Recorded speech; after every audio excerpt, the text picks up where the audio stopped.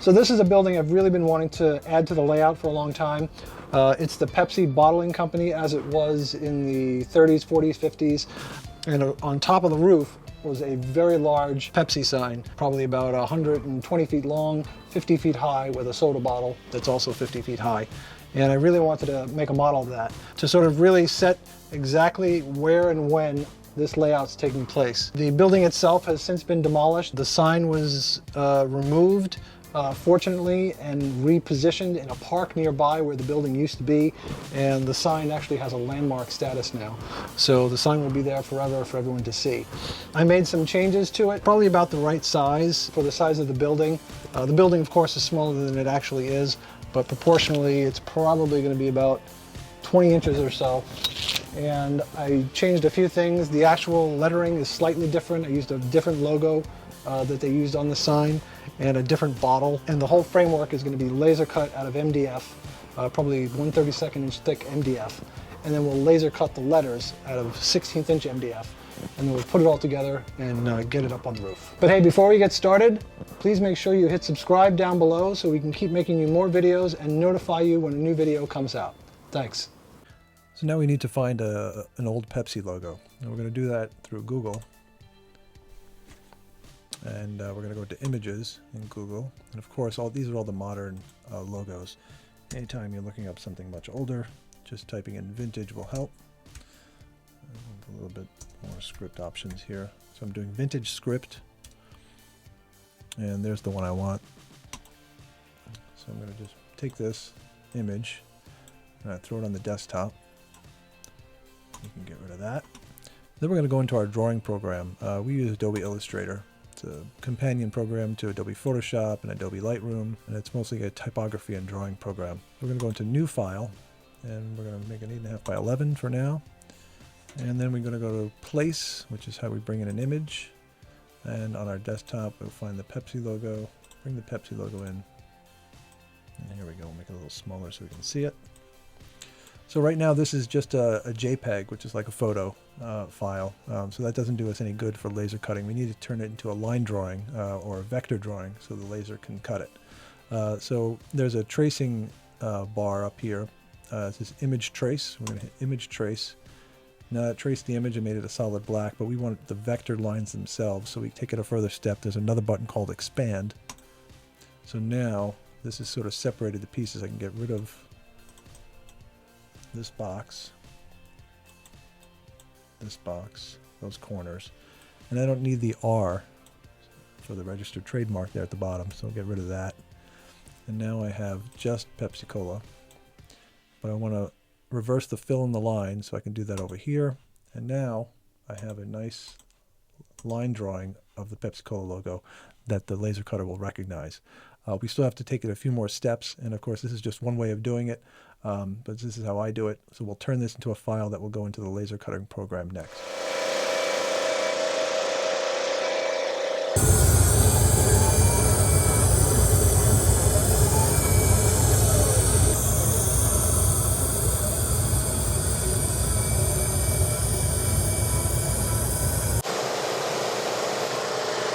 So I've got the Pepsi lettering cut out, and I've cut out this frame around it. I'm going to keep this so I can use it as a guide to put the letters on the framework. So I've gone ahead and drawn this up in the computer. Of course, it's not going to be exactly similar to what's in the photo for the real thing. I had to make a few compromises because of the size, and I'm okay with that. I'm not looking to make an exact replica. I just want to get a feeling of what it looked like, but it will be very similar when it's done. I'm going to cut it out of 1/32 inch thick material, MDF.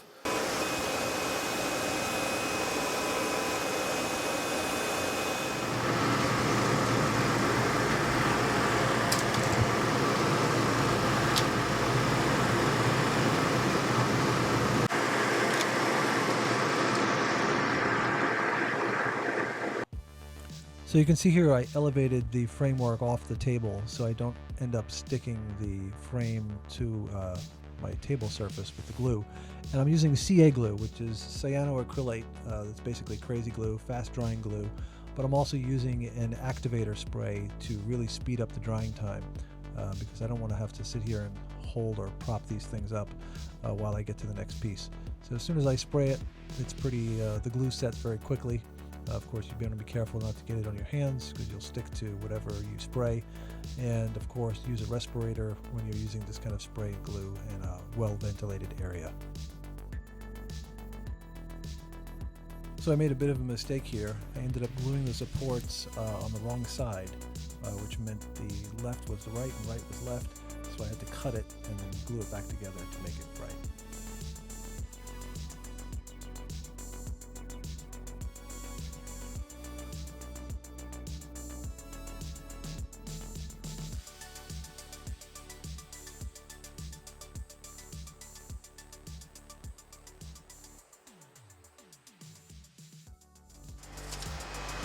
So I think I'm going to prime these.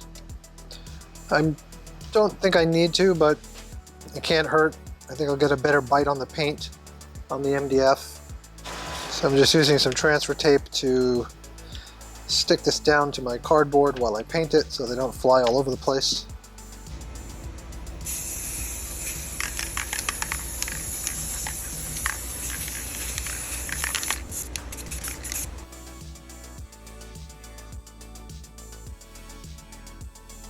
So to weather the letters, I just used some acrylic paint with a grout sponge. I used a light gray to represent aluminum under the paint. So I just kind of hit the edges where the paint would wear off.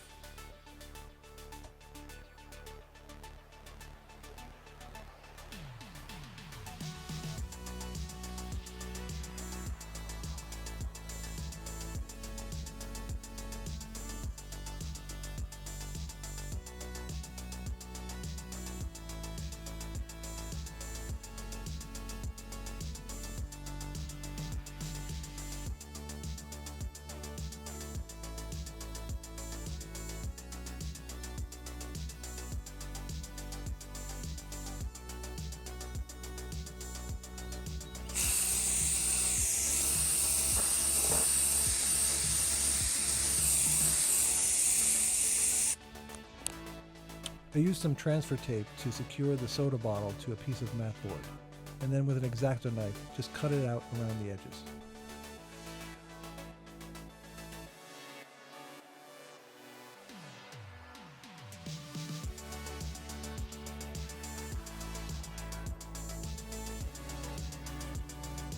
With any kind of sign mounted on a white piece of material, you kind of want to hide the edge, so it's very easy to do with a Sharpie marker.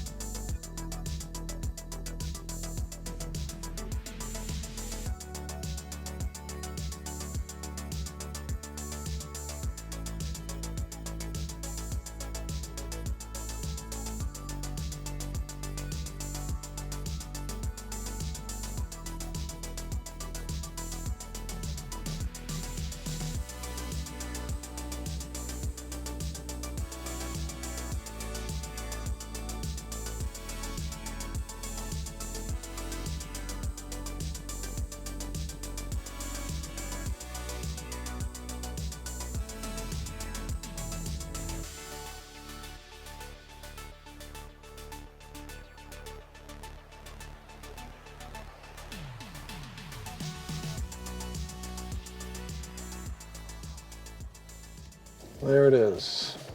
So eventually I'll put some kind of tabs on the top of the roof so I can slide it in and out just for maintenance, and you know, if I hit this, I'm sure it's going to topple over, but I'll get some kind of system up there. that will lock it in place. As you can see, I added a base to it. It's just more MDF, just a whole strip, and I just glued all the legs to it. But I'm pretty happy with how it came out. It really does, I know exactly where I am now in New York City in the 70s. So that's exactly what I intended to do with this. And wow, I'm really happy with that. Most of you probably do this. You probably stare at your layout more than you work on it. I certainly do, and I just plan and plan and plan, and I don't always have the time to do it. And of course I end up wasting the time I should be spending on the layout, just staring at it and planning. And I've been staring at this section for a while, so I'm really happy that this finally got done. And it's going to motivate me to finish this building. Of course, it needs windows and weathering and details, and there's a big structure on the roof. There's more that goes on that roof. But once it's done, it's really going to look like Queens in 1979. Thanks for watching.